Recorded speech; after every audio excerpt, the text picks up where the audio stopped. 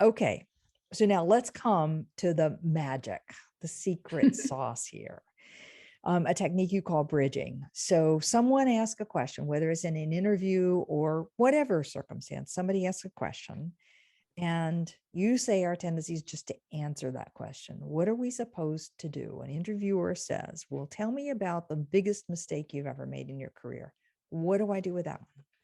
So the most important thing is that you must go into any communications opportunity not viewing it as a question and answer session.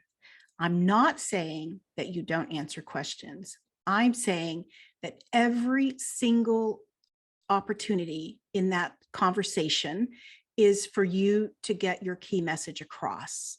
So if a question is a question that you want to answer because your key message answers it precisely, then you can simply answer it. That's great. You just answer it. Most questions are not. Most questions are not designed for you to put your best foot forward. They are designed to get information. So what you're going to always do is learn how to make sure that no matter what the question is, that you are communicating at least one of your key messages, or one of your key messages, I should say, and at least one of your pieces of evidence. So it's simply a learned process of learning that you are there not to answer questions, but to communicate. And it is hard. It's not as easy as it sounds. It's called ABC, and that makes it sound easy, but it's actually very difficult for most people. Okay. So how do I do it? So I'm not supposed to answer the question I heard you say, which I'm thinking, wait a minute, I'm interviewing. If I don't answer the question, this is going to be a disaster. Blah, blah, blah. And I just ask you, Jana, for example, if we were doing a role play here, tell me about the biggest mistake you've ever made in your career. Okay, so I didn't say you couldn't answer the question. Okay. I said you absolutely can answer the question, but don't leave it there. Okay.